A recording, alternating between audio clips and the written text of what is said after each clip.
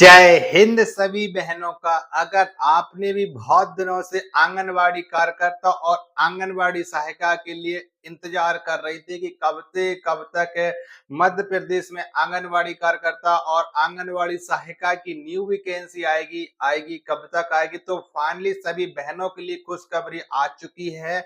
और फाइनली मध्य प्रदेश में आंगनवाड़ी कार्यकर्ता और आंगनवाड़ी सहायिका के 19,504 पदों का नया नोटिफिकेशन आ चुका है, जिसके फॉर्म भरने कब से फॉर्म भरे जाएंगे, इसकी योग्यता क्या रहने वाली है, एज क्या रहने वाली है और इसमें कितने परसेंट पर आपका सिलेक्शन होने के चांस है बन जाते हैं और सैलरी क्या रहने वाली। अगर आपके वार्ड में और आपके गांव में वैकेंसी नहीं आई है तो क्या आप दूसरे गांव दूसरे वार्ड से फॉर्म अप्लाई कर सकते हो कि नहीं कर सकते हो, सब कुछ आपको डिटेल में इस वीडियो में आपको बताने वाला हूं। तो आज की इस वीडियो को आपको शुरू से लेकर के एंड तक फुल वॉच करते रहना और इस वैकेंसी से जुड़ी और भी जो भी अपडेट आएगी सब कुछ आपको अपडेट है इसी यूट्यूब चैनल पर आप लोगों को मिलती रहेगी। तो सबसे पहले सभी बहनों से मैं यही कहना चाहूंगा, अभी आप लोग हमारे इस यूट्यूब चैनल को आप लोग सब्सक्राइब है वो जरूर कर लीजिएगा, टेलीग्राम चैनल और व्हाट्सएप चैनल को जरूर ज्वाइन कर लीजिएगा।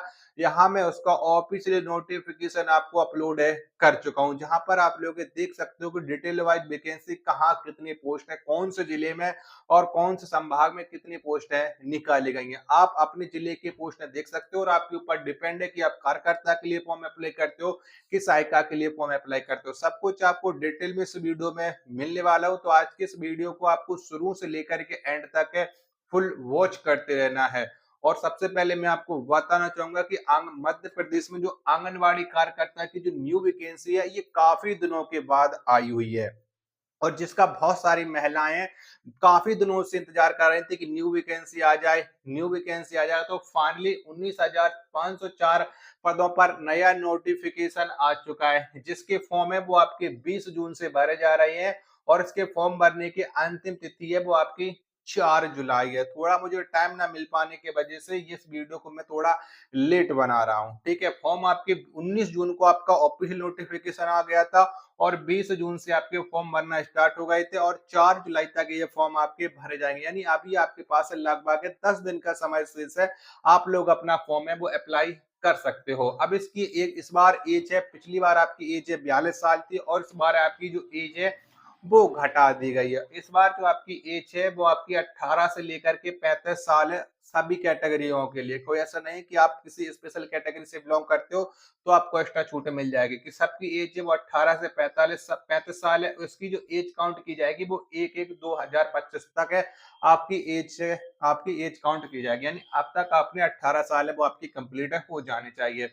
फीस की हम बात करते हैं तो सभी कैटेगरी को 100 रुपए की आपको फीस से पेमेंट है देना पड़ेगा। क्या सभी कैटेगरी की फीमेल को 100 रुपए का आपको पेमेंट करना पड़ेगा। यहाँ पर हम योग्यता की बात करते हैं तो यहाँ पर योग्यता है वो आपकी 12वीं पास है हो जाती है। पिछली बार जब वैकेंसी आई तो इसमें सहायिका के लिए 5वीं पास वैकेंसी थी, लेकिन इस बार ऐसा कहीं नहीं, ऑफिशियल नोटिफिकेशन में आपको 12th पास सबसे मांगा गया है। अब इसमें टोटल पोस्ट आ जाती है, कार्यकर्ता की टोटल पोस्ट है वो आपकी 2027 है, जबकि सहायिका की पोस्टों की हम बात करते हैं तो 17,470 आपकी ये पोस्टें हो जाती हैं। ठीक है, अब डिपेंड है कि आपके अब बहुत सारे महिला कैंडिडेट ये सोच रहे हैं कि हमारे वार्ड में तो वैकेंसी नहीं आई हुई है तो क्या हम दूसरे वार्ड मोहल्ले से गांव से फॉर्म अप्लाई कर सकते हैं। अगर आपके गांव में वैकेंसी और आपके वार्ड में वैकेंसी हो तभी आप लोग इसके फॉर्म में अप्लाई करना, वरना आपका फॉर्म है वो रिजेक्ट कर दिया जाएगा। और इसका फॉर्म है मध्य प्रदेश चयन बोर्ड की जो ऑफिशियली वेबसाइट है उस पर आप लोग इसका फॉर्म है भर सकते हो। 4 जुलाई इसके फॉर्म की अंतिम डेट है हो जाती है।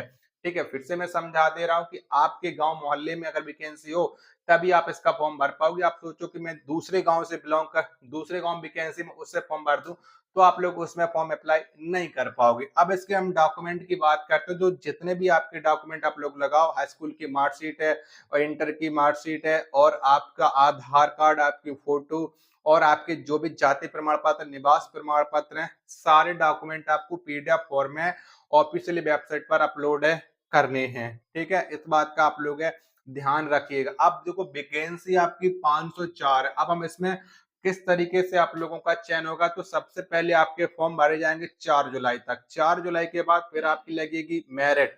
मेरिट में अगर आपका नाम आता है, मेरिट सूची में आपका नाम आता है, फिर आपका होगा जिला स्तर पर, जिला मुख्यालय पर आपका डॉक्यूमेंट वेरिफिकेशन। डॉक्यूमेंट अगर आपके सही पाए जाते हैं तो उसके बाद आपको मिल जाएगा जॉइनिंग लेटर। जॉइनिंग लेटर मिलने के बाद आप अपने गांव में जाकर के, जो आपका शासकीय आंगनबाड़ी केंद्र है, वहां पर जाकर के आप अपनी सेवाएं दोगे। जिसमें इस बार देखो, अभी कहीं भी ऑफिशियली सैलरी का डिसाइड नहीं है कि आप कितनी सैलरी आपको मिलेगी मिलेगी, ठीक है। अभी जब आप लोग एकदम कंफर्म हो जाओगे, ठीक है, उसके बाद आपकी सैलरी और भी बढ़ जाएगी। 2026 में सैलरी बढ़ने के और ज्यादा चांस है। लेकिन अभी जो प्रेजेंट टाइम में सैलरी मिलती है वो 6 से 7 हजार रुपए आपको सहायिका को मिलती है, ठीक है। और जो कार्यकर्ता है इनको 10 से 12 हजार की आपको सैलरी पर मंथ मिलती है। और ये आपको अपने गांव में सुबह सुबह दोपहर तक आपको कार्य कम, जो भी कार्य होते हैं आंगनबाड़ी कार्यकर्ता के, वो सारे आप काम खत्म करके अपने घर पर आकर के आप जो भी आप घरेलू कार्य होते हैं वो कर लेते हो। और अगर पढ़ाना चाहते हो तो कोचिंग भी आप लोग पढ़ा सकते हो। अब डिपेंडेंस में आपकी परसेंटेज कितनी होनी चाहिए, देखो जितनी अच्छी आपकी परसेंटेज होगी उतने अच्छे आपके सिलेक्शन बनने के चांस है सबसे ज्यादा नजर आ जाते हैं। अभी मैं आपको बताना चाहूंगा कि अभी आप लोग ये मत सोचो कि हम इस कैटेगरी से बिलोंग करते हैं तो हमारा सिलेक्शन होने के सबसे ज्यादा चांस बन जाते हैं। इसमें परसेंटेज की बात करते हैं तो अभी मेरे अकॉर्डिंग थोड़ा आप लोग ले लीजिएगा कि जो हर कैटेगरी की आप लोग सोचो, अभी ऐसा कहीं नहीं है कि हर कैटेगरी की अलग अलग लगेगी, सबकी एक ही समान कैटेगरी की कट आपकी परसेंटेज पर डिसाइड हो जाता है, ठीक है। अभी थोड़ा आपको वेट करना पड़ेगा। लेकिन मैं आपको बताना चाहूंगा कि अगर आप यूआर कैटेगरी से हो तो आप लोग 80% आपके नंबर हैं तो आप उम्मीद रखिएगा। वहीं पर हम ई ओबीसी की बात करें तो ओबीसी वाले 78% पर महिलाएं अपना नाम रखने की उम्मीद रखें हैं।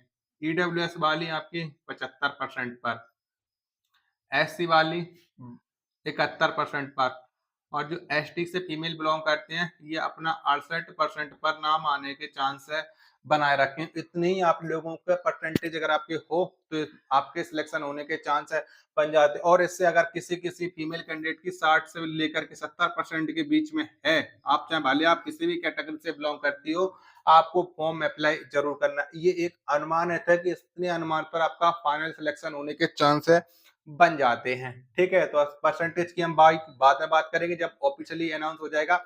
लेकिन एक अनुमान तो लगा सकते हैं कि इतने नंबर पर आपके चांस आने के सबसे ज्यादा चांस है बन जाते हैं। तो आप लोग 4 जुलाई तक अपना फॉर्म भर दीजिएगा। 20 जून से इसके फॉर्म भरे जा रहे हैं और 19,504 ये आंगनबाड़ी कार्यकर्ता की काफी दिनों के बाद वैकेंसी आई हुई है। तो ये हल्की फुल्की तो वैकेंसी है नहीं है, ठीक है, कि कुछ ही पद आए हुए हैं। और अगर आपके गांव मोहल्ले में वैकेंसी नहीं आई तो आप फॉर्म मत भरना, आपका फॉर्म है वो रिजेक्ट है, हो जाएगा। मिलते हैं एक और नेक्स्ट वीडियो के साथ, तब तक के लिए धन्यवाद। जय हिंद, वंदे मातरम।